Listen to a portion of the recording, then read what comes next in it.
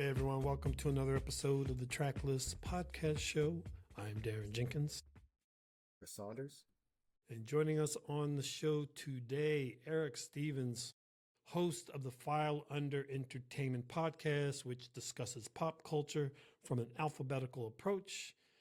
He's also the co-host of Rushing the Field, a college football show discussing the weird, odd, funniest aspects of the world's best sport. What's going on, Eric? I'm happy to be here.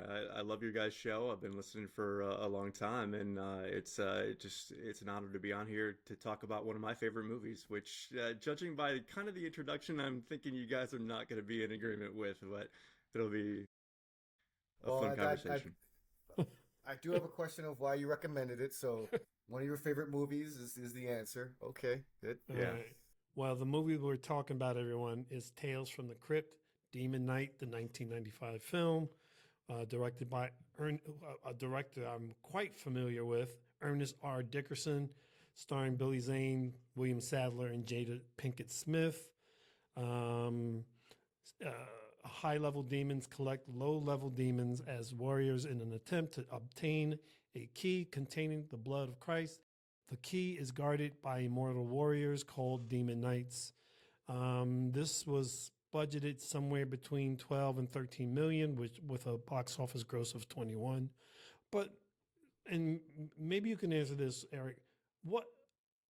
Tales of the Crypt was a TV show, wasn't it? Like originally. It was. So was this a TV movie, or was this actually released in the theaters? No, this was a theatrical release. This was kind of really late in the run for Tales from the Crypt. Debuted, I believe, in 1989, and I think it ran until around 96, 97, something like that. And so this was like really late in the run. This was actually when it was written, it wasn't meant to be a Tales from the Crypt property. Like, it wasn't written with that in mind. They just kind of figured like, okay, well, it's got some horror aspects, and so there's like a little bit of a kind of like a campy nature, if you will. It kind of fits in the vein of Chris is like, yeah, it definitely campy. But yeah, I love it. I mean, I think I'm really interested to hear your guys' perspective on it, but I mean, I think it's vastly underrated. I think a lot of like sci-fi and genre movies kind of get overlooked. You know, they're just like, you know, they're not taken as seriously as other kind of, you know, like dramas or even comedies kind of in the mid 90s when this came out. And so it's easy to kind of dismiss as being, just another like schlocky horror movie. But I think there's a lot of, I really love Ernest Dickerson as a director. I really love like all the actors in here. I think it has a really good kind of like message. Like, you can enjoy it just as a standalone horror property, but it's also, as with a lot of horror, it has like subtext, you know. So Ernest, I definitely looking forward to getting into that subtext. And we mentioned Ernest Dickerson. We have done Juice on the podcast. Yeah. But he also was a cinematographer on Do the Right Thing, which we've also done, and Malcolm X. So he's worked on some stuff. So there's that. So. You bring that up every time I bring up That's right, this guy, brother. man. That's right. You got to. I mean, it's not often that you can be like, I was in a movie, you know. So exactly, and he's one of, I think, four like directors during that time were kind of like resetting Hollywood from a diversity standpoint. So absolutely. I'll tell you, before the movie even starts, we start talking about the movie, 3 things I liked. Yep. Okay. Oh, boy. Darren if you're starting off with 3 things that you like, that means there's a whole list, a whole laundry list of things that you didn't like. I'm not even going to spoil it for you. We're going to discover this together. But right in the sweet spot for us, like hour and a half film. I was big plus for that. Big plus. Huge Richard Donner fan as a producer. He is, I believe, Lethal Weapon films, Die Hard, a plethora of like 80s, 90s action that I love, amongst other things.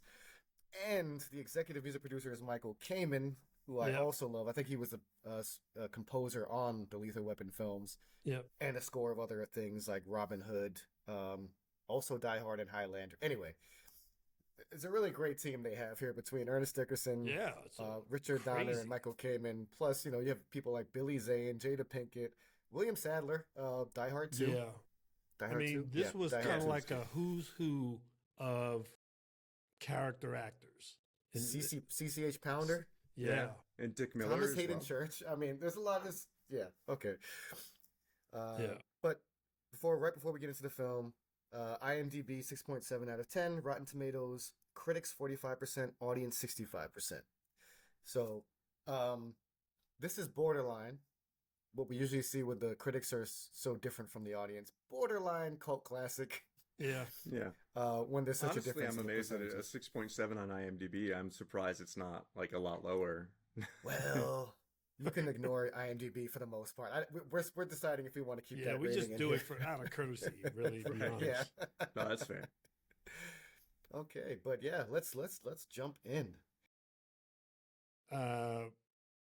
So I was not like so I watched so as a comic book person, I'm familiar with Tales of the Crypt as a comic book and read those when I was growing up. So that's why I kind of knew like this was a TV show because when it came out, it was a big deal. Was not expecting, didn't know. I hadn't watched one in a while, so I didn't know really what to expect from this movie. It starts off very very meta, where you think you're watching the film when it's really just like a shoot being done, which I thought was kind of clever. It was a lot more than I was expecting from the Crypt Keeper.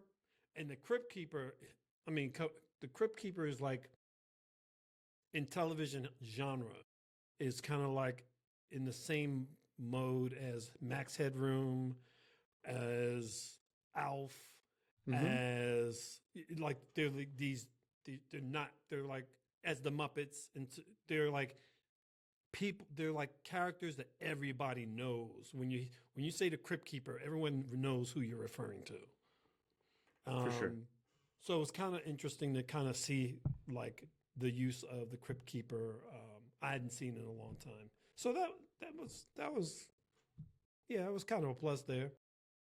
I remember watching. I didn't read the comics, but I remember watching this here and there when I was growing up. I have to be honest, I cannot pick out a specific episode. I remember the theme song. The theme song started playing. I was like, oh Yeah, it's iconic. They had some great episodes. I mean, they actually got a in. lot of really high caliber, like A-list actors at the time that were just kind of on the come up. And a lot of them were cruel because they were like morality tales. You know, a lot of people, it wasn't just like what you see in kind of like modern horror, where it's just like the villains are the heroes or the anti-heroes essentially. Like back then, it was just like, okay, if you mess around, you murder your spouse, you're gonna get your comeuppance or whatever. Like a lot of those were kind of like, so it was very tongue-in-cheek. But yeah, like I mean, you mentioned the Crypt Keeper. He's like in the zeitgeist. You know, he was the comic relief before you get into. And a lot of the episodes themselves were campy. So I felt like this kind of did fit in that kind of vein. So I think the Crypt Keeper. He just hearing him speak, he sounds like the precursor to Gollum from Lord of the Rings, by the way. Yeah. And some of I don't know if it's more the Crypt Keeper or some of the demons in this kind of reminded me of Gollum as well. Yeah. So I don't know if there's inspiration taken from this movie. A little bit, maybe. Well, this movie, I mean, this series alone has kind of inspired a whole bunch of different anthology type shows, like American Horror Story. I think has some to that, and it in of itself, it was probably some inspired from like Twilight Zone and For sure. And then you get like even now, like in the more modern sense of it, Black Mirror is probably another anthology of sorts that's kind of drawn from the Crypt Keeper or Tales from the Crypt. So it's inspired a number of other products. So I guess that is kind of including Tales from the Hood. You remember that? Tales from the Hood, yeah. That shit was crazy. We should do that. That's what we should do as well. We probably should. But I mentioned the theme song. sounds very cartoony, like Saturday morning cartoons. This is definitely not for children. Yeah, this is definitely not for children. Because the opening scene that Daron mentioned, it's just like lady just killed her boyfriend, husband, whatever, and like buck naked in the bat. Anyway, yeah, well, that was also another staple of Tales from the Crypt, was as a burgeoning, going through puberty, kind of preteen into early teenager. That was another kind of big selling point. You get to see boobs in almost every episode. That was kind of like a later kind of thing. So definitely it was a little bit of fan service here. But what funny station enough, was it on? This was on HBO. Yeah, so that makes sense. Or Skinamax, maybe Skinamax. They did have. You mentioned it was like kind of cartoony. They did try to take. They had Tales from the Crypt Keeper, which I think it only ran like one season, and I think it was like an abridged season. But they did try to do the the cartoon aspect to it as well. So I'm surprised no one's. I'm surprised they haven't rebooted this. To be honest. They have thought about it. Jordan Peele, I think, actually, before he got into Twilight Zone, tried to do Tales from the Crypt, but I think there's too many like licensing or like rights agreements that they just couldn't clear, and so it's kind of held up. Oh, and shout outs to John LaRoquette, who was actually in that opening sequence, which dude, what a cameo. it was a great cameo. I gotta say, I guess we're prefacing this, and Eric was hearing kind of some trepidation from us, but no, like I was actually pleasantly surprised. I was expecting like a pretty trash film, so like they did a lot of things well, like even just the opening couple scenes where we're seeing like Billy Zane's character and Sadler's character, like the mystery of who is who. Mm-hmm. They do a really good job like building that up. I was intrigued. I mean, we find out pretty soon in the movie, but it starts out pretty mysterious. I love that. I think that's a credit to not only the writing, but obviously Ernest Dickerson's direction as well. I think I love how they kind of mess with your expectations. You kind of think that Billy Zane, he's like the white hat cowboy guy. He's chasing the scruffy looking dude. Clearly the scruffy looking guy's got to be the criminal, right? And then it's like, they kind of just like really subvert your expectations. I think that was just masterfully done, which is another kind of like layer to this thing. It's like I said, admittedly, this is not high art by any stretch of the imagination, right? But I think, for what it is, just what he had to work with is just like, it's bar none. I watch this literally every year. So wow. Well, no, like I think also the performances, but between Billy Zane and Sadler, Sadler. I mean, that's also direction. Sadler's like in an alleyway drinking with like a pseudo homeless guy, and then like he's very secretive about why he's there. Mm-hmm. And then Billy Zane. Billy Zane is Billy Zane, man. Like, they're really Zane awesome in this, but he does, like, he's that very good looking actor. Like, he looks like he could be the hero figure, and like, they really flip it on you. For sure. Yeah, I'm a big fan of William Sadler. Like, I mean, he's done some great roles. Obviously, he's in Die Hard. Obviously, he was in Shawshank Redemption. That's the other one. Yeah. Hard to Kill. The Mist, which actually was kind of an underrated horror flick. Don't forget Bill and Ted's Bogus such Journey a good as Death. actor. Yep. Yeah, as Death. Yeah, he was in Green Mile. Green Mile. Was he in that too? Yeah, he's in Green Mile. He's just a. I feel like he's just kind of like this dude who you kind of take for granted a lot of times on the screen, but he like once we find out who, like what side of the cross he's on, he really like owns the character. I think. But he's also an anti-hero, right? Like he's yeah. threatening to kill people. Like he's like. This reminded like me. What was that movie? Guy. What was the? There's that. Damn. What's the hell? This movie about the angels who are trying to protect this child. Oh, damn! What the hell's the name of that movie? I can't remember. Those present. I was gonna say Legion, but that's not it. Right? Legion. That's it. Oh, it is Legion. Oh, okay. Yeah. This movie reminds me has flavors of that. But also its flavors. What did we just? We just did Sinners. Sinners, which also was partially inspired by from Dusk Till Dawn, right? It has that we're all in one house trying to fight off these like evil creatures. Yeah. It got a similar vein as that. Yeah. I mean, the first, that whole sequence. My favorite piece of the first half of this movie was the car chase. Yeah, the car chase was kind of dope.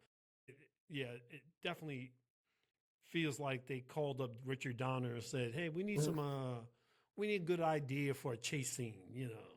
He's like, "Oh, don't worry, I got it in my idea book here." I mean, exploding cars, exploding cars, 80s, 90s action, like that's it. Right. They just called him up and said, "Can we borrow one of your scenes?" And which just immediately sets the tone, right? Which what we were kind of saying about subverting expectations. You're thinking, okay, this is the guy being chased, so obviously he's the one that's done something wrong, right? And he's also firing at the guys. Like, well, certainly a hero wouldn't be firing at the authority figures. So, and then he's doing the shady stuff, like you'd mentioned, Chris, about him drinking in the alley, and then he's pulling off his glove to try to check the SARS. Is like, well, that doesn't seem like something a hero would do, right? Like this is definitely our bad guy right here. And then just the way that it's all kind of flipped is just chef's kiss. So on this podcast, we have what we call "What the fuck" moments. Dude, it's the next thing in my list of things to talk about. I hope we're talking about the same thing right now. I don't know if we are, but I'm going to tell you, in that, like right after like the chase scene, there's a scene on the highway where the two cops are standing there talking, and Billy Zane comes out from behind the flames and whatever, and they're like, "Wow, you got away from this." And my what the fuck moment was, these dudes didn't question him at all. They just assumed, like, all right, he must be good. He's wearing a hat. He must be good. I was like, wait, what? Yeah. They never said they're the best cops, right? So yeah, it's a small town. It's New Mexico, like so. My what the fuck comes a little bit later. There's a few, but yeah, so Sadler. There's a few. Sorry, Eric. There's a few. Sadler's character is something Breaker. What's his first name? Yeah, Breaker. Yeah. John. Anyway, William, I think William Breaker. William. So he survives the crash. He comes to this town, meets with that guy in the alleyway, and has a drink out of his flask with him. And the guy takes him to this hotel, which is like where we really set the scene.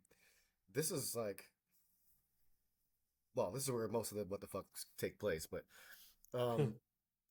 I was expecting, like I said, like very not quality performances.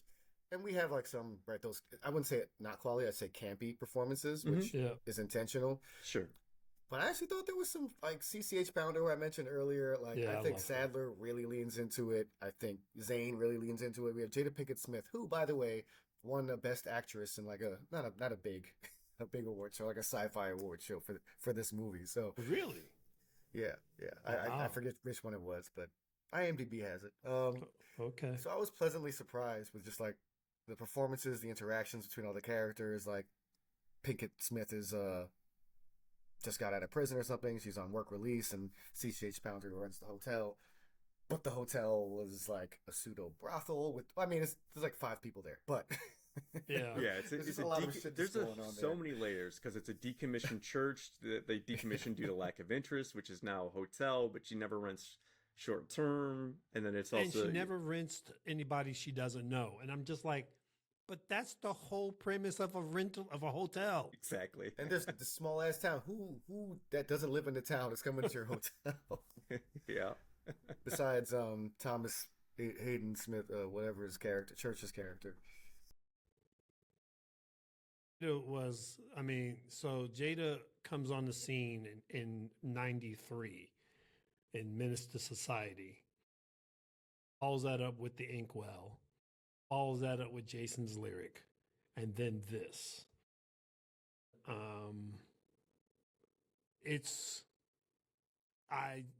I can see why she might have won the Best Actress for that sci-fi. Yeah. She was good. Like you said, Chris. Like when you, I was pleasantly surprised. I like CCH Pounder. Mm-hmm. I think to me she's like the female Delroy Lindo. Whenever she's on screen, you know something good is about to happen. She always plays her characters good. It might be almost her playing the same character sometimes, but it's so good you don't care. Argue if I was going to pick a best actress out of this film, it would be her. Yeah, she's my favorite character in this movie. Especially after she loses the arm. Yeah, it's okay. The vodka's kicking spoiler. No, she I talk about subtlety a lot in acting and how I really appreciate it. And she did stuff like she notices when Breaker stands up when there's cars approaching or sirens coming. And there's one scene where it's just Hayden Church. What's the Hayden Church's character's name? Roach. Roach. It's just when he comes in, she's looking at Roach come in and interact with what's the Cordelia. Man, you've got all the names memorized. I told you I watch it every year. I should know it. And yeah, true. And then she also just does this kind of slight glance back when Sadler is sits down slowly. So just stuff like that I really appreciate. Yeah. Part of its direction, but I also feel like if you're a good actor, that's just inherent to you to know the situation. So yeah, like I said, that's my pick for best actress. She's the Tracklist best actress for this film. Tracklist, maybe that's a new award we have to start. Yeah, there you go. Hey, I'm part of something groundbreaking right. in the show. That's right. You've inspired a new award for the show.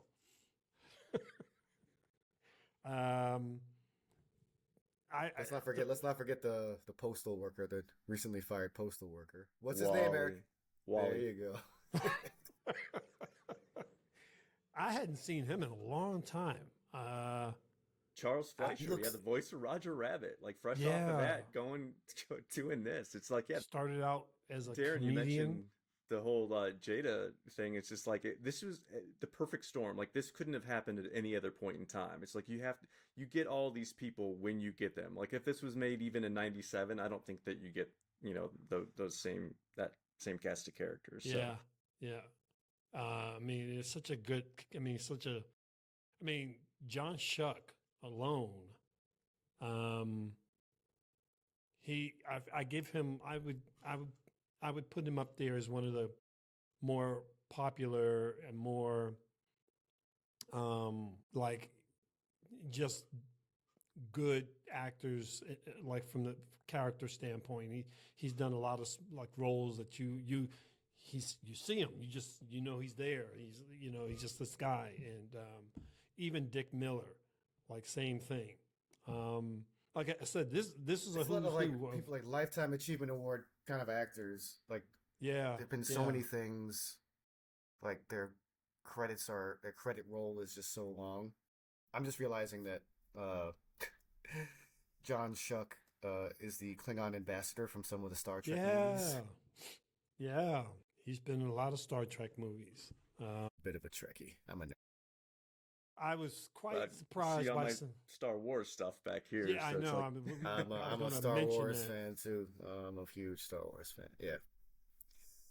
But this is we're introduced to all these characters. I mentioned Wally, who's obsessed with Cordelia, but she's working out of the hotel, and Roach, and then that's the scene. That's the what the fuck moment for me. We got another guest here, by the way. Who's our other guest? This is Wrigley. This is my cat. Wrigley. Everyone say hi to Wrigley. I'm dissatisfied with what's going on this screen right now. The quality of this show. No, he's how dare you talk to them? Yeah, he's looking at you now. He's like my little podcast buddy. He's always down here doing the show. A lot of times, if he gets close enough to the mic, you might hear him purring, which my apologies, but yeah, it's all right. So I got distracted. That's my fault. So Roach takes Cordelia upstairs. My what the fuck moment is when the cops come in finally, and they're gonna go search Breaker's room. First of all, if you have a job to do, don't stop and listen to people having sex in a hotel room. That could be anything. Yeah, right. Go look for the thing you're looking for. But anyway, he goes in and opens the door, and there's car battery hooked up to Roach's nipples. Yeah, I was like, what is going on there? That's my first what the fuck. And then I was like, I had to take out the what. It's just the fuck. When the collector punches a hole in the sheriff's head. Yeah, I think I actually said what the fuck when it did happen. No, just the fuck. Yeah, I was like, there's no time for what, man. I mean, well, that's another one. Now you're gonna have to change the what the fuck moment to just the fuck. I think Eric is our new third host. He's just introducing so many new things. Yeah, that caught me off guard, man. Especially because it was, the sheriff. I was just like, I mean, come on. and to make it worse, he gets punched through his face. Yep. and they're like doing this around, throwing him. I'm like, so yeah, that's the point where I'm like, yeah, Billy Zane is just like such a good bad guy, like punching someone through the head. Like I was like, points for him. Minus points for throwing the head at Breaker and saying heads up. Heads up. Minus points? Really? That's not another plus one? That's fine. That was two on the nose right there, man. You know what's funny though? I say that, but like, I love Demolition Man. There's actually a scene where he freezes Simon Phoenix and then kicks his head off and says heads up. So I might be a little bit of a hypocrite here. So I like this. Yeah, that was Billy. Speaking of Billy Zane, this might actually, again, there are going to be a few other what the fucks, but this happens to be one of my favorite performances of Billy Zane outside of Zoolander. I'm like, he was so good in like all these little montages that he was doing to kind of seduce people. Yeah, I was just like really good, man. So IMDb trivia, this is Billy Zane's personal favorite performance of his own. He actually got Titanic people, the producers actually called him based off of his performance in this. Really? Yeah, they're just like, he was so good as a bad guy, we want him, which what amounts to like essentially a extended cameo in Titanic, but he got that role, which I'm sure was considerably more money than this, just based off of this roles. Is it the same universe? Is Titanic a prequel to? Could be, like, yeah. Tales from the Crypt, Titanic. Kate Winslet was a demonite all along. Yeah. Yeah. About this movie, but yeah. Yeah. I had a question though. So he start off, punches the sheriff through the head, starts fighting, and then he gets burned on the face. Why did he have to jump out the window right after? Maybe it was hot. I don't know. Yeah, the blood from Christ and the key was burning him. No, I think that was just because he had already decided, okay, it's not going to be as easy as I thought, that I can just stroll in, use my suave and charm to just get them to give me the key. So I'm going to have to take it by force. And so he jumps out because he's like, okay, that's when I'm going to, cut my hand and get my nice oozing green blood to raise this demon spawn that's going to kind of take over. So did this inspire the aliens move with the acid blood in Aliens? Did this inspire that? No, I mean, this was 95. Aliens was late 70s. Well, I think the first Alien was 79 or something. So it was like, was it the opposite then? Yeah, it could be. I suppose. Well, they needed something. Which, can we just talk about those effects? I mean, for like, practical effects, and I think what they did with the oozing was just like they filmed something seeping out, and then they just kind of like reversed the film to kind of. I loved the effects. Well, they said that was like the goo was from glow sticks. I read glow sticks. That's what I loved about the sci-fi movies back, like the early sci-fi movies. How innovative they were. They used all kinds of different things to get and quite well, like really well done. You know what I mean? Yeah, you got to be creative. I think another part of that IMDb trivia stuff is like they originally had it because they were working with a shoestring budget. They were just going to have the demons be just like guys in like suits with like, you know, green eyes that they were going to superimpose later. And then let's like, we can give you a little bit more money because that's going to just be really stupid. So I think, you know, they found a bunch of actors and they put them on kind of like, you know, a lot of prosthetic work, but then I also put them on like mini stilts or something to make them taller. So, but I mean, I think the creature effects are really good. I think they do a lot of stuff really well. I think, you know, for again a low budget movie.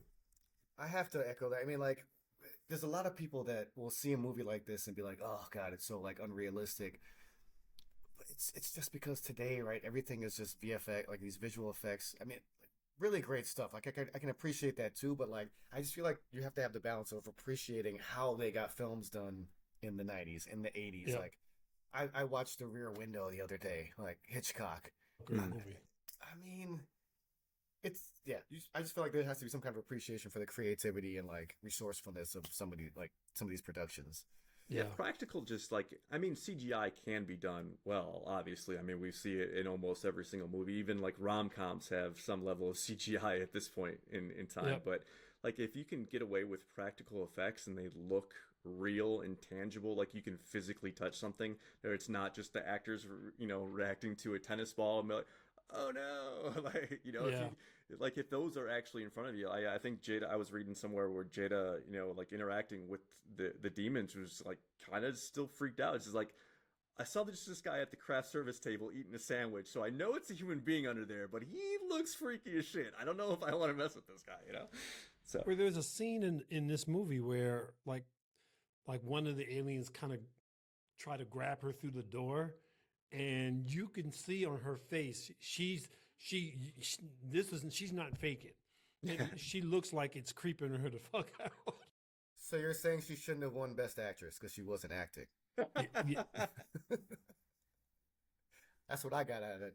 Yeah, whatever, man. But I also thought, like, you know, Thomas Hayden Church. What was he in? Coach? Wings. Yeah. I mean, also, he's Sandman from Spider-Man, but he's just way too good at being a complete asshole. Yeah. Like, so, like, he's a bit campy, just, I think, himself. Like, I just think, as a person, I think he's campy, but, like, I was like, oh, man, I want this fucking dude to die. Like, please kill him. You're always, like, and as I'm watching him, I'm always kind of waiting for that moment where, there's a redeeming moment. Like, sometimes they'll do it where he's an asshole, and then something will happen to cause him to kind of be like this redeemed person just right before he gets killed. Like, and that just never happens. He's like an asshole. Oh, He's like, the moment he went to like shake Breaker's hand, I was like, man, this motherfucker doesn't mean that shit. Yeah. I was like, get the fuck out of here. Get that shit out. Yeah. But that was great. I like that he just said, I'm going to every time I'm on the screen, I'm going to one up my assholeness to the end where, what's the name? Billy Zane's like, oh, by the way, I lied. Yeah. Yeah, but I mean, he throws Cordelia to the demons. Yeah, I mean, Jesus. Like, no redeeming qualities. Who's worse, him or what's it, Gordon from the movie John Cusack movie we always reference for like irredeemable characters. High Fidelity. Who's worse, Roach or Gordon? Roach is more real world stakes, I think. Yeah, right? I'm gonna go with Roach probably. I don't know. Gordon like really fucked up some women, man. Like, like emotionally, mentally. Maybe they should So does Roach. They should have brought him into this movie, and then they got, got rid of them. They could both die. Right. Yeah, no, exactly. Great. So so the soundtrack for this, I think the first song that we hear is "Hey Man, Nice Shot." It was. Is that on the nose? Because he's shooting at him. Yeah, that's exactly what I was about to say. I'm trying to like, was it trying to be on the nose, or they just thought because it was an interesting choice. Actually, so Eric, are you like a heavy metal, like hard rock guy as well? No, not really. Like I was gonna say, like this is one like I love the movie a lot, but I'm not a huge fan of the soundtrack. I do like that song. I like Filter Same and I Shot, and I also really like the the song that it's used in the background of Uncle Willie's Fantasy? no, well, I mean that's a great scene, obviously. That's a great scene, yeah.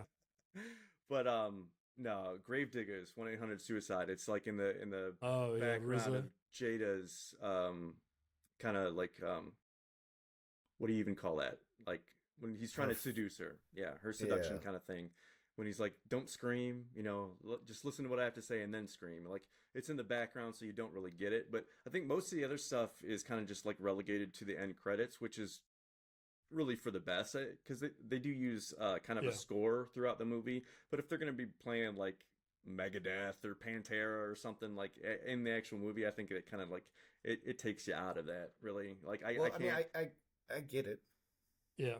It's like this hardcore feeling. It adds this hardcore feeling to the film.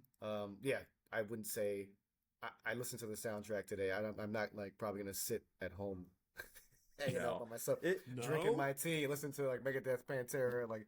No, it was honestly a chore to actually have to listen to that. But I cannot hear that Filter song without thinking of this movie and be like, "Have I watched it yet this year? I got to go watch that." So I do genuinely like that song.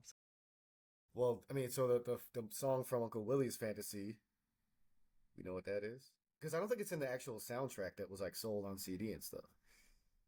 I think that was all the heavy metal stuff. It's rap playback by James Brown. Oh yeah. Two, and then they have Mustang Sally later on. Wilson Pickett, also not in the actual soundtrack. And Baby I Love You by Aretha Franklin. So if they put it in the track list, it'd be like, okay, so here's Megadeth, and then here's James Brown right after that. Yeah, it's like James Brown, Wilson Pickett, Aretha Franklin are actually songs played in this film. So it is a little like where are we going here? I don't know. It's a little bit all over the place, but maybe that's the point. Like it's because I mean this movie's kind of like if you're in this universe, it's a very chaotic experience. So why wouldn't your soundtrack be as chaotic? You know what I mean? That's fair. I figure like, well, yeah. So 1-800-Suicide by Gravediggers, like I was definitely feeling some NWO there, some NWO vibes. There was actually one of the rock songs that was like, I could possibly listen to this. I can't remember which one it was. Maybe it was My Misery by Machine Head. It was in the closing credits. Yeah, that's not as bad. But yeah, I don't really listen. I have a very eclectic musical taste as well, but it's just like it's too much of that. If it's independently, if it's like a one-off, and be like, I can get down with that. But I mean, if it's just like it's too much, it's just no. I gotta space it out. I listened to it on the way to basketball. It made me very angry. I played well, so did you go out there and get like 12 rebounds for it? Oh, I have a video to show you about me crossing this dude and pulling up on a 3 for a game winner. I'll send it to you. Don't worry about it. Nice. I mean, did you bust out the airplane at the game winner? No. Oh man, you got to. I was very respectful. You're not a Kobe guy then? You guys are in New York, right? So I really like the guy that was guarding me, so I didn't want to make him. I didn't want to rub it in too much. But in the rare opportunity where I've had a game winner, I definitely bust out the airplane to a lot of laughs because I play with. I prefer the Steph Curry shimmy. There you go. My God. Not the sleep. No, the night. No, I ain't messing with that one. But yeah, I also because we flipped away from Billy Zane, but he said he based the collector role on Robin Williams' Genie from Aladdin, but the version from Hell. Do you see that? I didn't really see it, but I mean, I guess it could be very like if he's thinking like a monkey's paw-esque kind of thing. Like I'll give you what you want, but I'm always going to be like, oh, you didn't read the fine print, so it's just like it's left to too much subjectivity, I guess. So if it's the genie from hell, and be like, okay, yeah, you asked for this wish, like, you know, Cordelia's thing, all she wants to be is loved and accepted, right? It's like, well, that's going to come at a really high price if you turning into a demon and turning on everybody else. So yeah, I think I could see some level of that. Oh, I didn't think about it that way. I was just thinking about like Robin Williams' like performance. Because I don't think anyone could ever do that again. Will Smith tried. Sorry, buddy. Okay, I see what you're saying now. As far as, yeah, drawing all the characters in. Okay. I'll go with that. Okay. He's still not convinced. Darren's the German judge. Don't worry about it. No, we both know I'm not the German judge. We'll see. I think you're gonna be on this movie. We'll see what the ratings happen to be. Well, we already mentioned this, but my other, not what the fuck moment, my other the fuck moment was when Iron's arm gets ripped off. Dude. Oh, that was the fuck. It's not quick. It's not quick. He like breaks it first. Yeah, he's like, and he's wrenching it. She breaks first and then rips it out. Oh, right. Oh, Jesus. What did you make me watch, Eric? But the best part was when he's trying, when Billie Jean's trying to seduce her, and she sticks her arm out, the stub out. She sticks the stub out. Is that a yes? That? He's like, no, that's me giving you the finger. That is the single reason she's my favorite character. Yes. Irene is my favorite character in this movie. Well, we've gone through some what the fuck moments, and in mine, I guess I'll just spoil it right now. It's like at the very end, because we even see like they make a point to like Jada grabbing Cleo the cat to bring her up to the attic, but then at the very end, my what the fuck is where's Cleo the cat? Like I think that we see her like holding a carrier along with the briefcase, but it's not really expressly shown. Like we don't hear a meow or anything. Like okay, so she made sure to save the cat, but then she's just gonna leave her here. She's not gonna. Like what the fuck? That's she's not like Ripley on Aliens, man. She left that right. She left that cat behind. Maybe once she was the quest was given to her, she's like, oh yeah, this dude was right. Animals can also be turned, so let me just peace. Maybe he just maybe dropped that's there. And also from the cat standpoint, you know, this is where she's used to living, so maybe she'd be better off here, like fending for herself, rather than being on the run with me, trying to outrun this, you know, literal demon from hell. Well, maybe this was the cat's what the fuck. The cat was on this podcast. The cat was saying, that's my what the fuck moment right there. Exactly. Wrigley, what do you think about it? Yeah, can you bring Wrigley back to comment on this?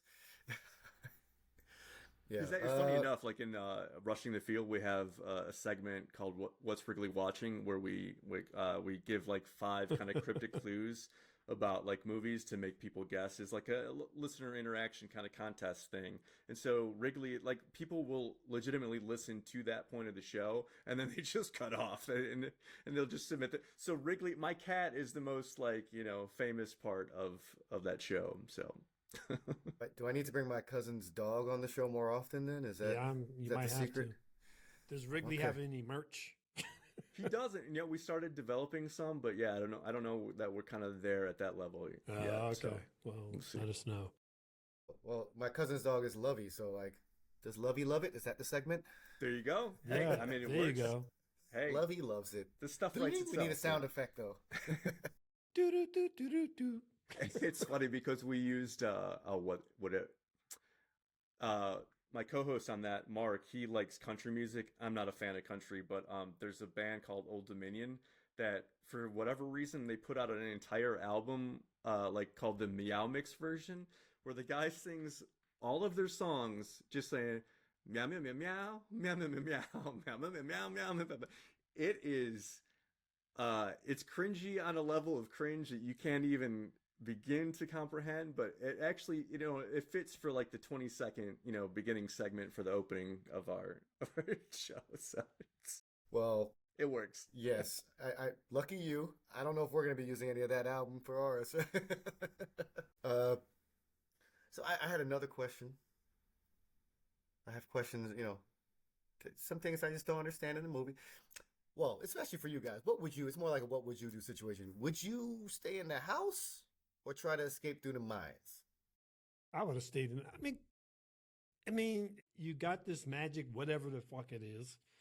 It's poured at the door, so it blocks them. I see that it blocks them. why in the world wouldn't I just stay there instead? Like why? Like, because I feel like if you go into the catacombs, that's underground, buried where dead bodies happen to be as well.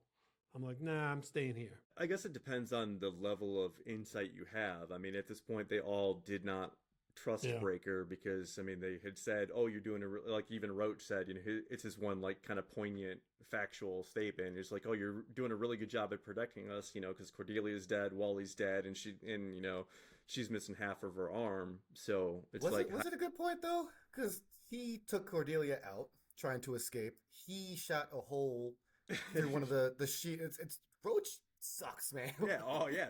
No argument there for sure. But I mean, yeah. He told everyone to escape. I don't know, man. He made all the wrong decisions. Like I would listen to the dude that's like been around for thousands of years. That's my they point. Didn't know that at this point. Yeah, like they only find that out later, like after they come back through the mines after that whole ordeal. Like he did try to tell them, all we have to do is stay here together, and just survive the night, and then everybody can kind of go about their business. But I mean, human beings know more than everyone beings. else. Like, yeah, they just don't know anything. So it's just like, go with the guy that seems to know at least a little bit. However, Roach did kind of make a good point.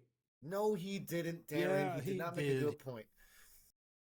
If Breaker, that's Daron's favorite character. If Breaker doesn't go into the hotel, those people live.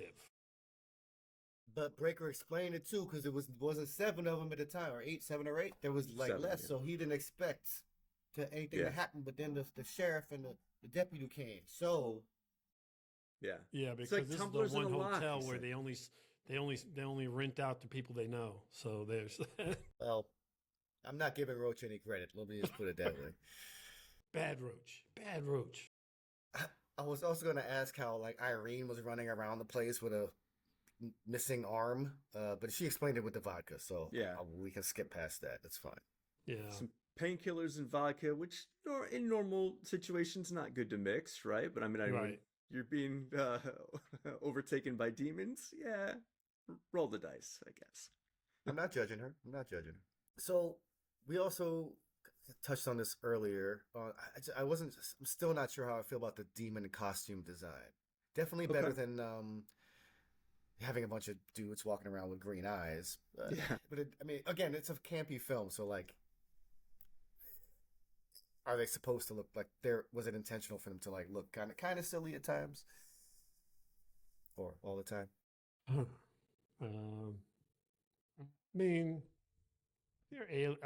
They're zombies or dead people, I don't know, and demons, whatever.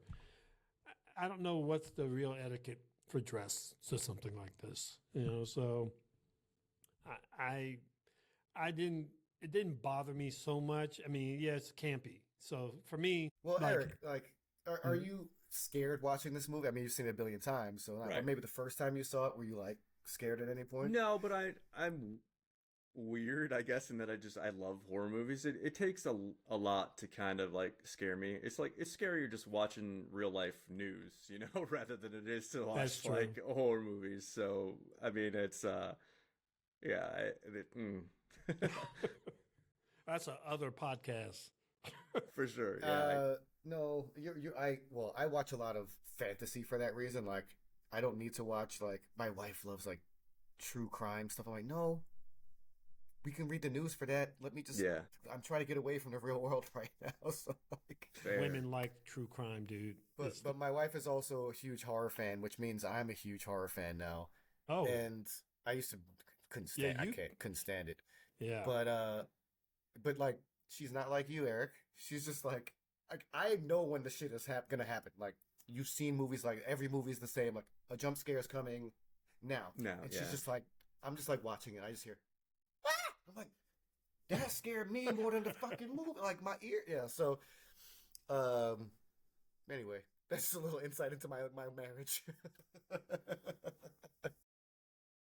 Well, damn. Do we want to go into more detail with Uncle Willie's fantasy? It seemed like Eric's favorite part of the movie, so maybe he wants to talk about it.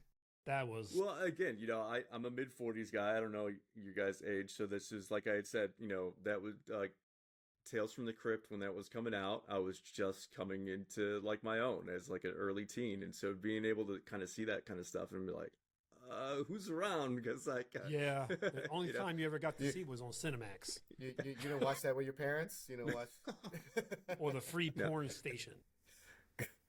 There's a free porn station? Every now and then on cable, you would get lucky. Do you mean the fuzzy one that you could? Yes. Well, it was all like the wavy lines, and then every once in a while Like, you get like a still picture. It's like, oh shit. Pause. No. But yes, Willie's Fantasy playing James Brown in the background. Yeah, his was really just oddly good, great. So, You know what's funny? There was a trivia piece that said the actor kept forgetting his like lines because he was distracted by all. I think there's a lot of like air quotes with that. He kept forgetting his line. Oh shit, we're gonna have to do this one again. Darn. Sorry guys, roll from the set up again. But it's also funny because like take 41. But it's funny because like what he was saying in the scene was like probably what he was thinking anyway. Yep. He's like, oh my god, I'm a god. Like, yeah, that was a great scene. I don't know if any of those women went on to be stars or anything, but do you know what they refer to in the end credits? Did you get that far? No. They're listed as party babes. Party babes? I don't think you could do that today, man. I don't know. Yeah, because when even in that first scene with the nudity that was there, it actually caught me off guard. I was like, wait, what? Yeah. Like, how often do you get it? Like in the first scene, it's like literally within the first 3 minutes of the movie, you're like hit in the face with that, and with that, I was just like, it threw me with off. Those? Do you mean those? Yeah. I mean, it throws you off, but it also sets you up for like, oh, okay, this movie is about to do something. I had to reset. I had to reset my brain. Yeah, I was not prepared for that. I thought you meant you had to restart the thing. I got to see that again. Rewind. I think I missed it. No. Yeah, I mean, and then to get that scene, like I thought it was over. I was like, all right, cool, we got the nudity out. Because even in the 80s, there were a lot of movies where you'd have at least one nude scene.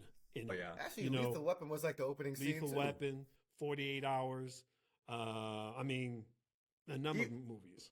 Not even just, I was thinking like initially just like slashers, but yeah, also there was slasher movies, action and adventure kind of stuff. But even like comedies, like that was a lot of like the raunchy kind of like sex comedy stuff. They were like Meatballs and all that kind of stuff had it too. So I mean, I don't remember the last time. I think the last time in a recent kind of film or TV for me, I think it might have been Game of Thrones.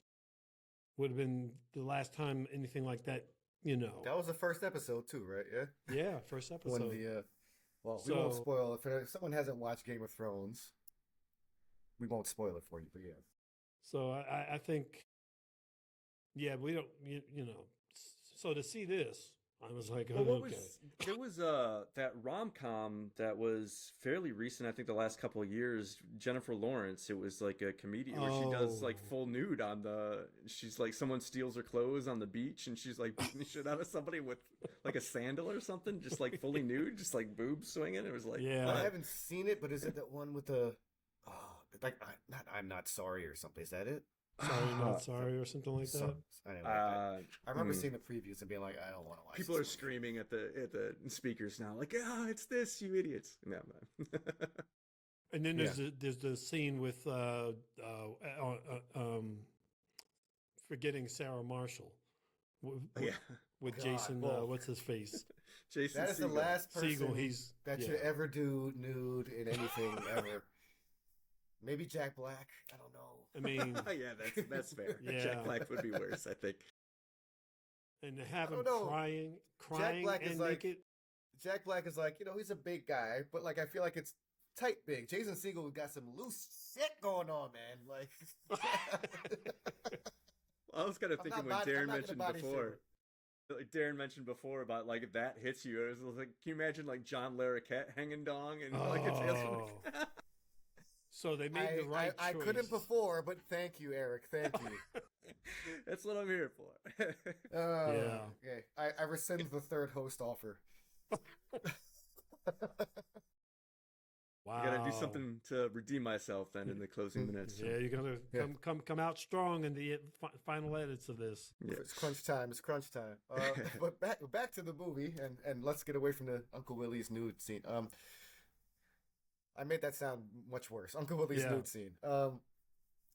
But actually, there was one part where I don't know at the time. No, at the time it was pretty heavy too. Like it got really heavy when they stumble upon Wally's arsenal. Oh, yeah. And like what he's gonna use it for. Yeah. He's like a disgruntled post office worker, and there, I guess, in that a couple of years before that, there were some postal office shootings. Like and like considering today. Yeah, that was kind of fucked up. I was just like, oh, I don't know if I was ready for that either. Like, it got a little too serious. They move away from it pretty quickly, but yeah. Yeah. I don't think they do that today.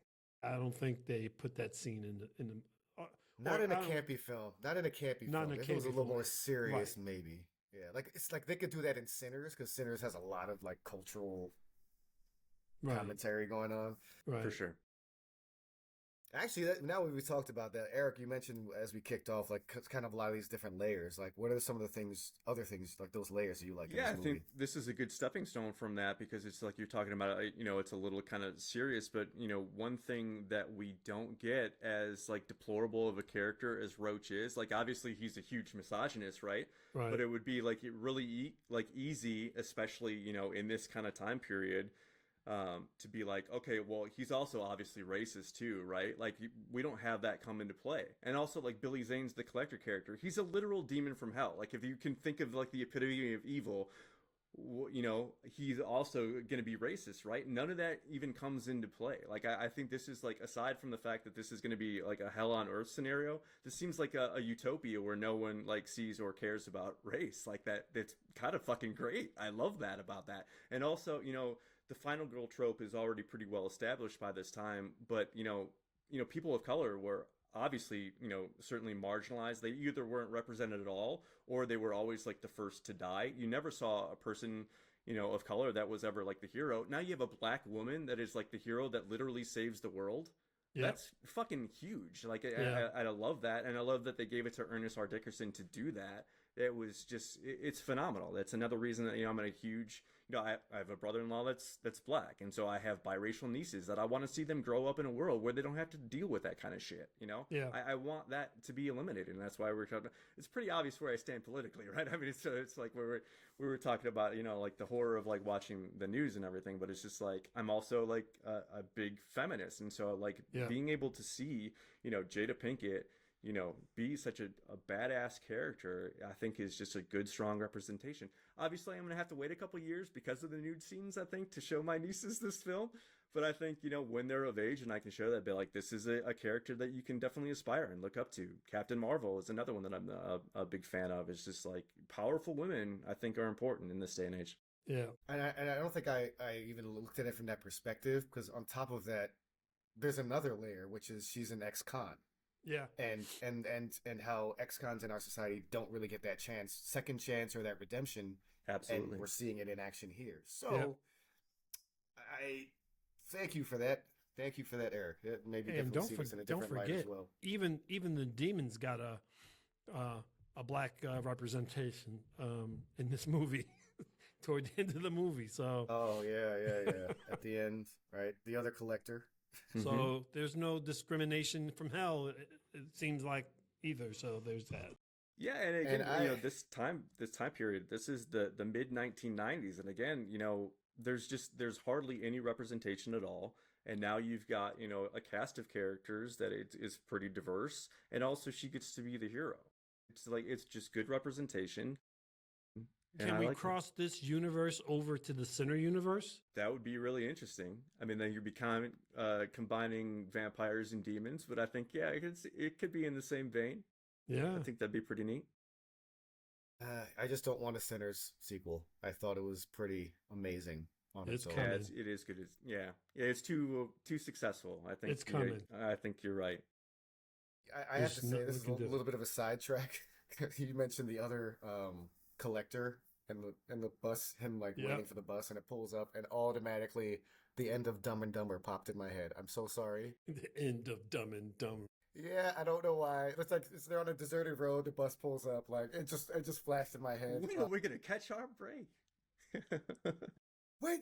I'm so sorry. I made a mistake. The town is that way. Anyway, I digress. I also thought that the collector actually did Breaker and everyone else a favor by killing Roach, because Roach was like throwing a wrench into everything, and like now there's no one to like get in his way. But the only bad thing about Roach being killed was that he wasn't killed sooner. Seriously, I was just like, how is he like one of the last people to go? Also, would have been better if like he was turned into a. First of all, if you're gonna turn people into demons, isn't he the first like easiest candidate right there? Yeah. You would think that's that my he first would be thing. like the easiest to kind of get. Yeah. And then 2, I wish he had been turned into a demon so he gets fucked that way and then like blown up or something. Like, this is a little bit grander of a ending instead for of him. just going out like a meal. Yeah. This fucking guy. But happy he disappeared from the film. Well, I think though, like to Billy Zane, like the collector's point, like he'd even like kind of had the side conversation with the demons. Like we were counting on you. Like we knew that you would be the one to kind of like turn. So it's like I don't think that he even bothered to try to seduce him. He's just like, this guy isn't in no matter what. Like we'll try to go the other route to get people that are even closer to Breaker that Breaker trusts more than Roach, because you already have that kind of like animosity kind of. So Well, also if you think about it from the evil side of things, it's much more painful for you to have to deal with someone you care about versus someone you hate. And they're like, if Billy Zane really wanted to torture them, of course he's going to go after the people they care about more. For sure. So, I also just occurred to me that I think Eric has probably written a paper about this movie. With all these insights he's given us. Yeah. They probably could. You probably could. I challenge you to do so, my friend, because I think that would be very interesting. All right, how many words of an essay do you want, Chris? We're still working on it. No, I'll leave that up to you, man. Whatever flows. So we do have another segment called So Hold Up. And for me, it's why couldn't Irene and the deputy just throw the grenades at the demons instead of... Yeah. Don't do it, Eric. Don't explain this away. No. He's lining it up. I see him. No, I think that is a good point, but I think that because it had been obvious that she had already reduced this, kind of didn't fall for the seduction. So, I mean, I think that she would have been safe up in the attic, but I kind of think that she knew, or maybe she didn't want to live a life without, half of her arm or something. And so she just thought that was, I don't know. Yeah, it's weird to me chapter, too. That sounds like chapter 11 in the dissertation. I'm just trying to, it doesn't make I'm right there with you. It doesn't make a lot of sense with me either, but I think they kind of figured that was the most noble thing. And the deputy was useless anyway, so we didn't need him. Yeah. Well, I mean, how many grenades were it? It was like 10 or so. Shouldn't it have taken out the entire house? So that being up in the attic shouldn't have helped them at all. Yeah, I love when she comes down and there's just like there's still like paintings hanging on the wall that weren't like affected at all. It's like, what is the continuity guy on the set? Like, what? I mean, I think this would work. I think this is way things would happen. Were they religious pictures? Maybe that's why they survived.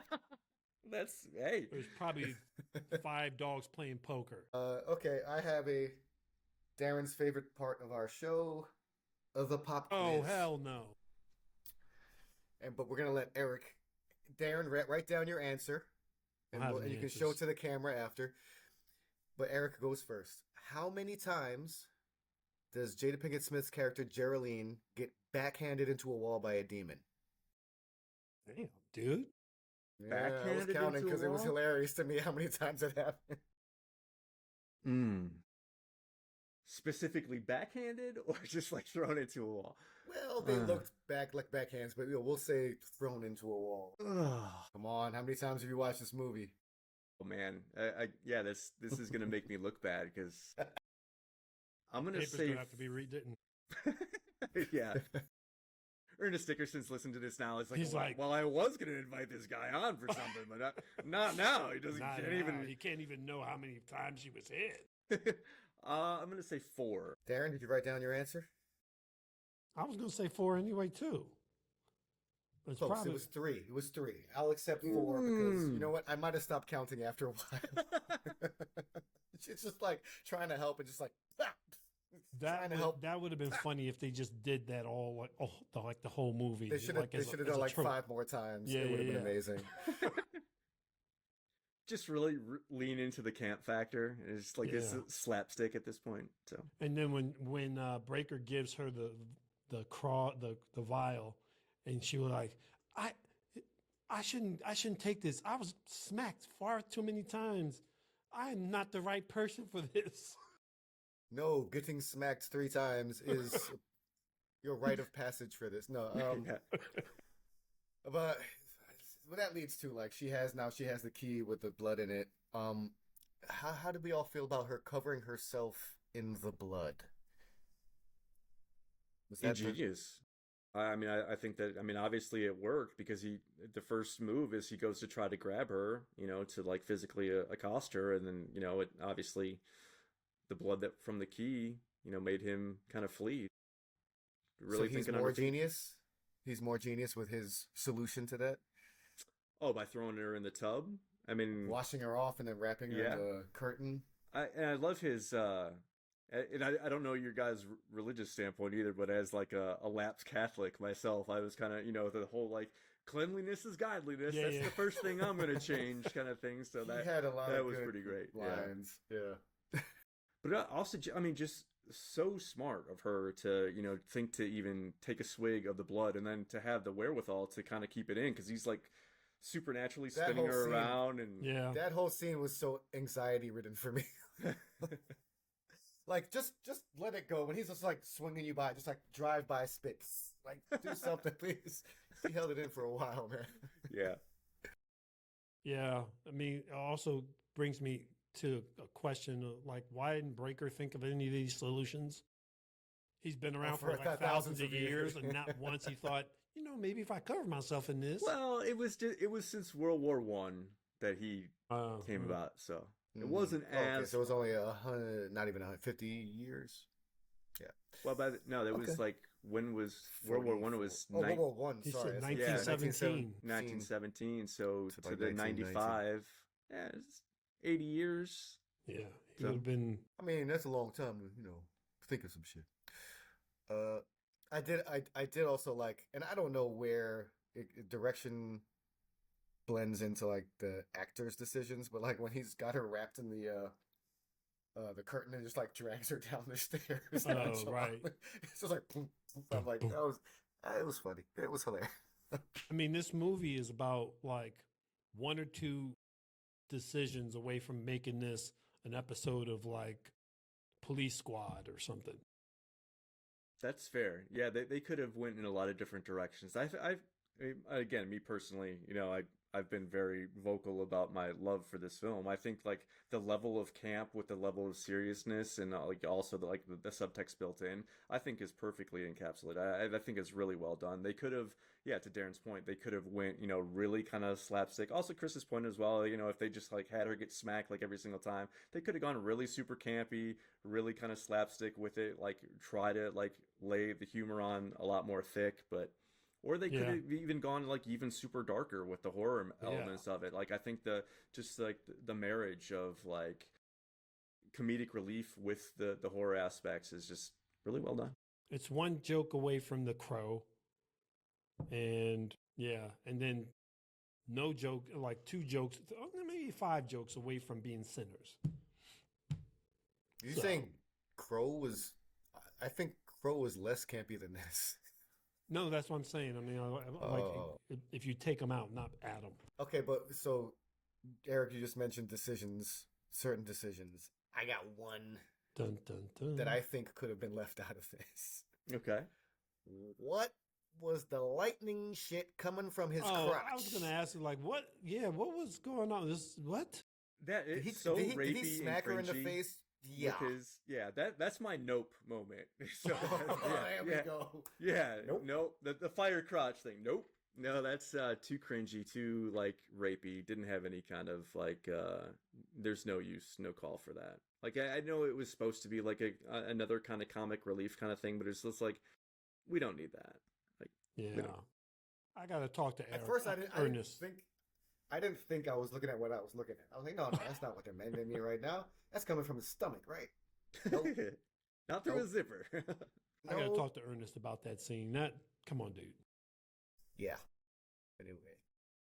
But yes, we already kind of talked about the ending, and Jada Pinkett Smith's Irene character is now the new, what do we call him? Demon Knight. It's Demon Knight. There you go. That's what it's called, a Demon Knight. And there were supposed to be 2 subsequent movies. I don't know if they're directly connected, but related. No, they actually did one. They did Bordello of Blood, which stars Dennis Miller as the hero. Erica Laniak is in it. Man, I'm trying to think of some of the Corey Haim. Corey Haim. So Corey they were really Feldman. sold on using a lot of you don't remember which one. B-level, they're two second Corys, level I don't know. guys. They're So- interchangeable, Chris. We also Corey did Haim. what did we do? What was the they were both in the other vampire film, right? But yeah, We did it for Lost the Boys? podcast. Dusk Till Dawn. Lost Boys. Lost Boys. Yeah, Lost Boys, not Dust. Yeah, we did that one. But any other like favorite quotes or what the fuck moments that we haven't covered yet? My favorite line is Billy Zane's, when he first like jumps out the window and he tears off the duster and he's like, "Fuck this cowboy shit, you fucking ho-dunk, po-dunk, well then there, motherfuckers." I love that delivery. I love that line. I mean, it lives in my head, rent free. There's another one when he's like letting Roach go. He's like, what does Roach say? Like, you should do what you want to do. If it People feels good, do it. Oh yeah, if it feels good, do it. He like imitates him. Like I like that one too. What about the line that CCH delivers when he comes into the hotel and they're all sitting around the table and you know what I'm talking about? And she's like, "Get that pussy off the table." God damn it, get that pussy off the table. I meant the cat. Yeah. And I love her kind of little like amazing. shimmy, like the head wag too that she gets. She was like, I was talking about the cat, it's masterfully done. It's like, wow. She had a few. The line you said earlier, where she like puts her stub up, lets me put her I middle love finger. that line. Yeah. And then like earlier, she's like, when Cordelia's like, maybe I should give him a freebie, and she's like, Yeah. just what he needs, someone else screwing him. Like she just, Yeah. Yeah, Yep. she was great in this movie. For So sure. I have another kind of outside the film what the fuck moment, which is I found some trivia saying that at one point. Oh no, you mentioned this already. That was my what the fuck, is that they were gonna try and do this without demons. What? Just the guys in that was kind of a what the fuck for me as well. Right. Yeah. Just kind of guys walking around with green eyes, like, ugh. Yeah, that would not have the same effect. Trust me, would not be a movie that I would be watching every single year if that was the case. Yeah, good decision. That was the best decision they made. Yeah. Are we ready for some final questions? I think we're there, right? Yeah. So we have a old school question, but we've kind of added actors to this question, and I wanted to direct it towards one particular actor. Would John Leguizamo, could he be in this film? In what role, and would he make it better? I like Leguizamo. You guys have retired Tom Hanks? I just thought Leguizamo, like our 4 that we've been doing on a regular basis is Michelle Yeoh, Tom Hanks, Will Smith, and John Leguizamo. I thought John Leguizamo was a better question, but you can take any one of those if you want. Yeah, no, Leguizamo is a really good one. I mean, he had been in kind of like genre movies before, like he was in Spawn. I think he would be like he has the level of where he can play it straight. He can be like a believable, real world kind of guy, but also can really up the camp factor. I think he would be a perfect for the in this movie. I don't know in what role, but I mean, I think that he know would work exactly the role.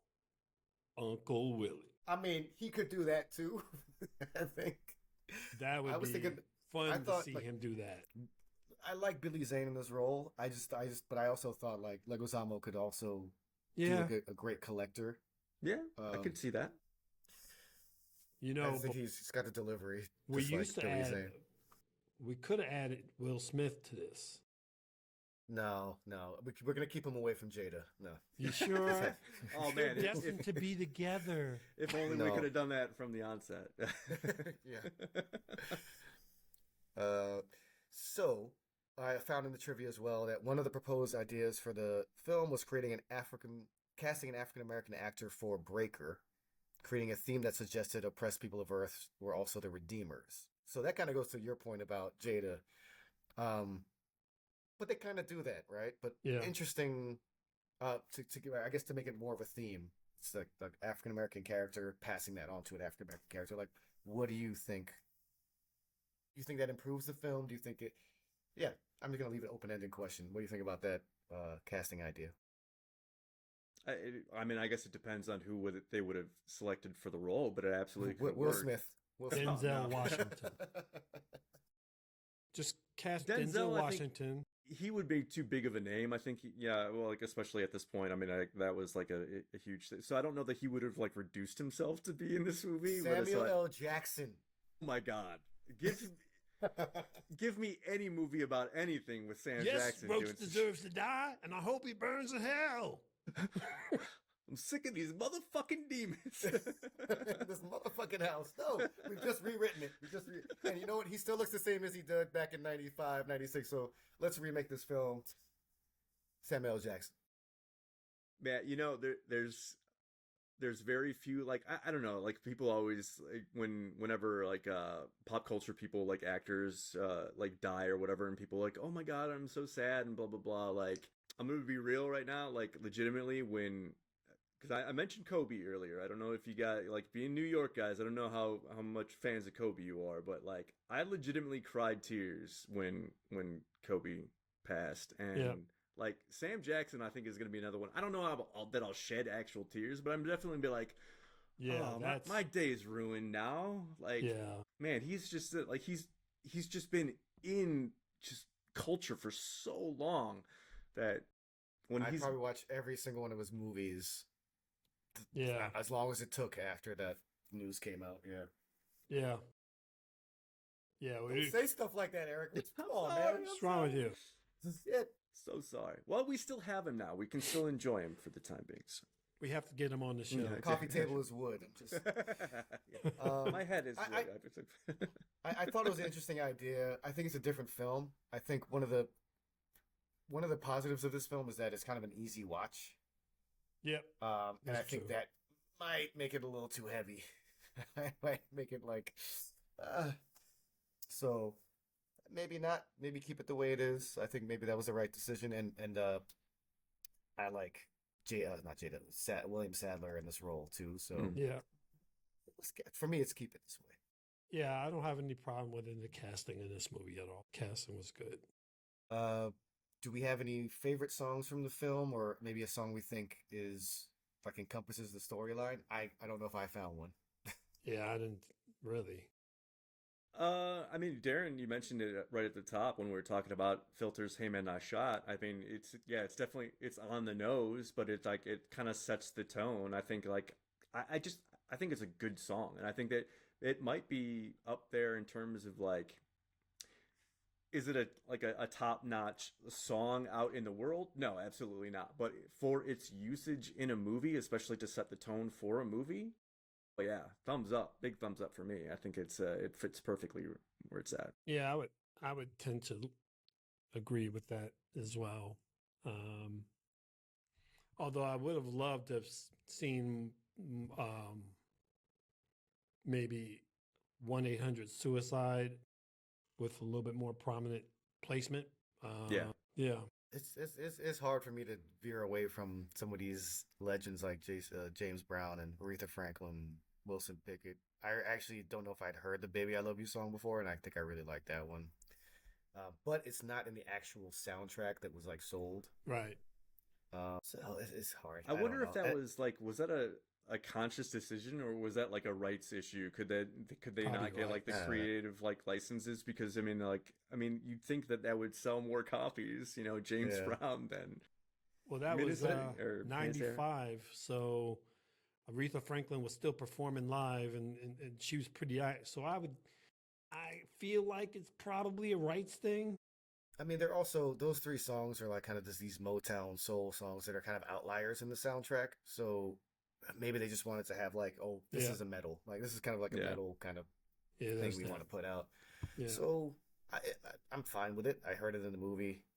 I don't know if I'd like paid attention to the lyrics enough to the songs to be like, yeah, this is maybe My Misery. Let's say My Misery is the song for the film, since it's it feels like Breaker's pretty miserable in his quest. Yeah. I was gonna say it felt pretty ominous for what Chris was gonna say, like my misery watching this film. What's that? That was how I was feeling. I wasn't going that way. I wasn't going that direction. Okay. All right. So, final question: what are we rating this film out of 10? 1 being the lowest, 10 being the highest. What you got, Eric? I mean, 10? Is this a 10 for you? I can't, in good conscience, like, again, like I admitted, this is not high art, but I mean, this is like one of, if not my like favorite movie. I'm going to give it a solid 9. I think that there's not much that I would change about it. I mean, I can't, but I also wouldn't, maybe the Tracklist. You don't love the Tracklist. Yeah. I'm not a huge fan of the soundtrack, but again, it's like, they mostly relegated those to the end credits. They didn't, they mostly used a score or bits and pieces of other, more significant songs throughout the film. So, well, I mean, we've always said that there are movies that aren't great that you can still love. You know what I mean? Every film that you love doesn't have to be an Oscar winner. Sure. That being said, for me, like we said up front, it's hour and 20 plus minutes, has a good support. The cast is this is a well cast movie. There's a lot of good things to like about the movie. It is cray on some levels.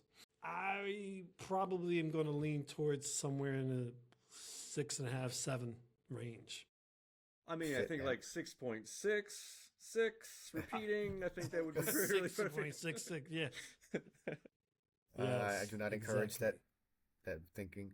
Wow, maybe I am the German judge, but some of the things that Eric has said, I don't know. I swayed you. I swayed my Chris. Experience.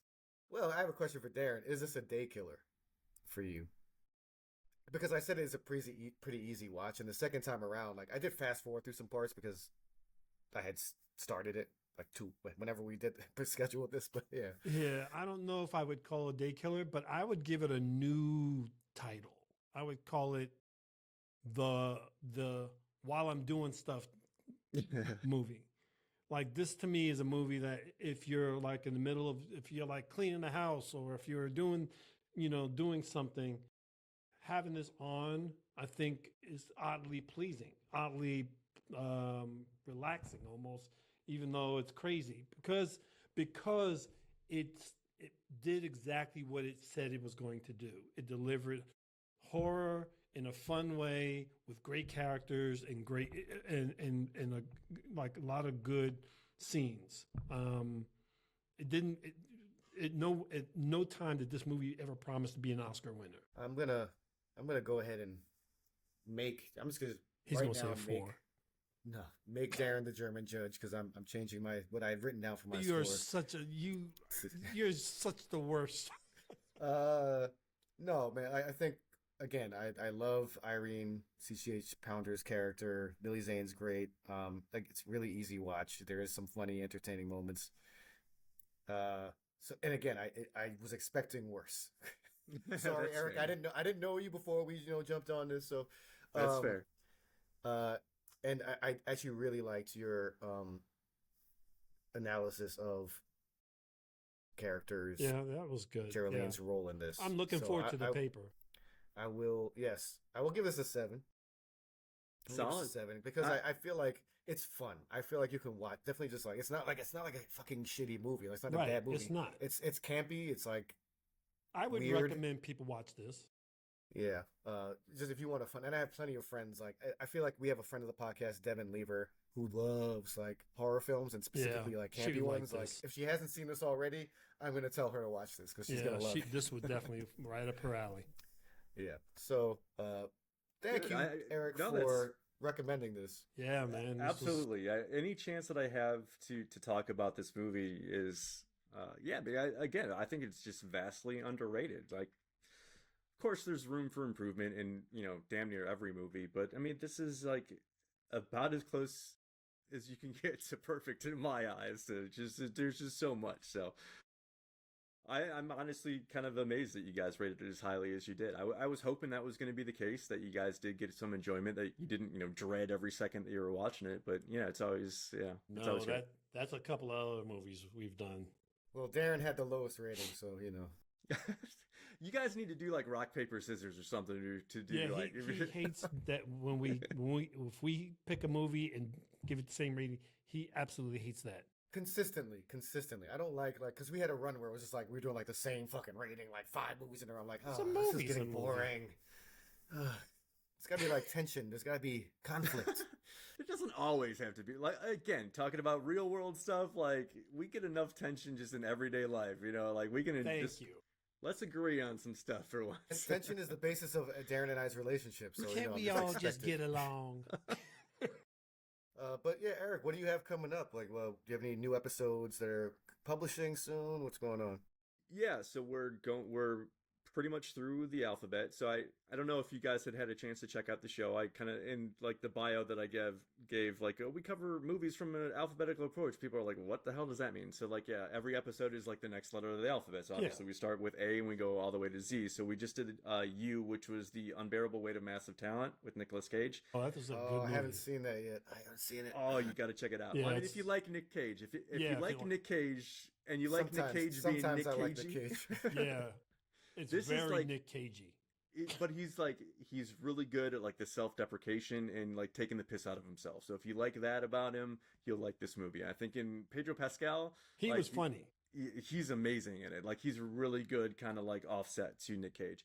We also talked about Unhinged. So like myself and my co-host Jared, we each choose a movie to talk about. And then if we have a guest, and if you guys would like to come on, we're getting towards the end though, so V, W, X, Y, or Z. Not a whole lot of movies to choose from in that respect. A View to a Kill count, because A's you usually don't count.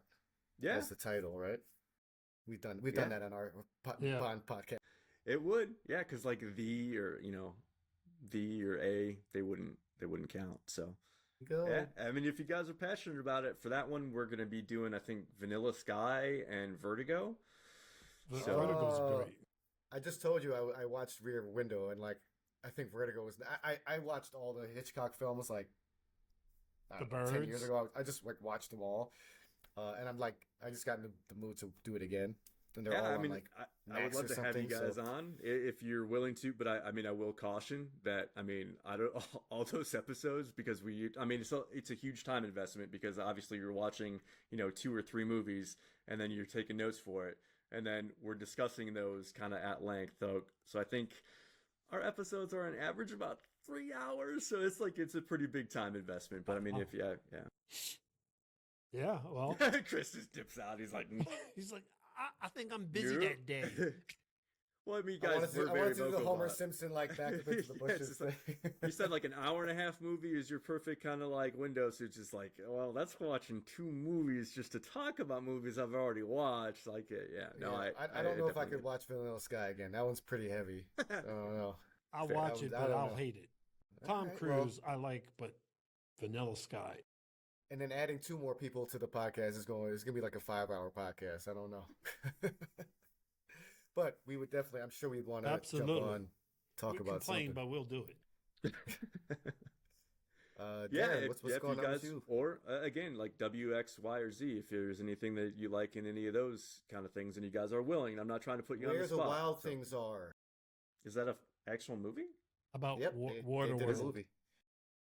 Ooh, I don't know if I'm in the minority. I fucking love Waterworld. I figured as much. Anyway, although I still call Waterworld a day killer. Really? Yeah. Okay. First of all, because it's so long. Because it ruins your day, right? Not because you're going to stop everything to sit there and watch it. Because having watched it, it's like literally killing my day. It's 2 hours and 15 minutes. It's nothing compared to some of the movies they've been coming out with these days, man. It's 2:15. It's not that bad. Anyway, I mean, Darren, what do you got coming up? Me? What do I got? Well, I was gonna do a production, but I'm not doing that now. So, I've got a bunch of podcasts that talking to a bunch of people on the conversations with Daron Jenkins, a couple of producers, one of the actors from Tulsa King. What else? And that's really it. And of course my Creators Lounge, which I do every week at 7 p.m., which is crushing. We need to. Darren recommended a film the other day. We had to reschedule. So Sing Street. That I'm hoping we can reschedule and get done maybe this week. Thanksgiving's coming up. All right, go ahead. So maybe we can do it this week. And did you watch it already? Yeah, I finished it. Oh, okay. I won't ask you anything about it. Nope, I ain't gonna say nothing. But that's on the docket, and then we hope to have Segnon back for another film, which I forgot we asked him about. It was something hip hop related. What was it? Yes, it was. Anyway, so we have a couple things hopefully in the works. Looking forward to doing that. I got music stuff, but I don't even want to talk about it. You know what? I feel like we've strayed from the path a little bit. We need to do another Tom Hanks movie if we can find one. If we can find one? Well, that has a good soundtrack. Because they're not all. What about Catch Me If You Can? Does that have a good soundtrack? It feels like it would. Some old school music. Maybe, yeah. Anyway, we'll we haven't done Tom in a while, so we'll do that. I mean, I had a bad taste in my mouth with Elvis, so.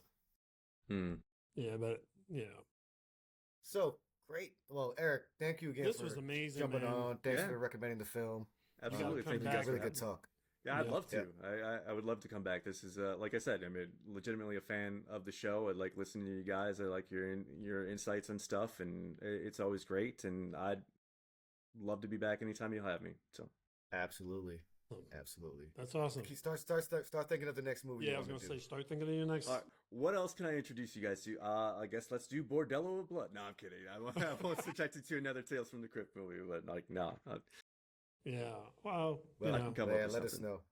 Yeah, let us know. Anything. All right. Well, I guess I'll wrap this up. Where can they follow you, Eric? Yeah. I don't have a huge social media presence. I don't like to go on like X a lot for pretty obvious reasons, I think, and I haven't set up a Blue Sky yet.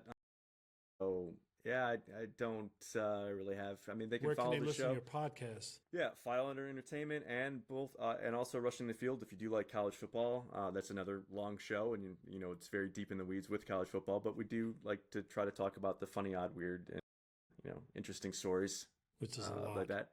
Those are available on all platforms: Spotify, Google, Apple, the whole thing. Awesome.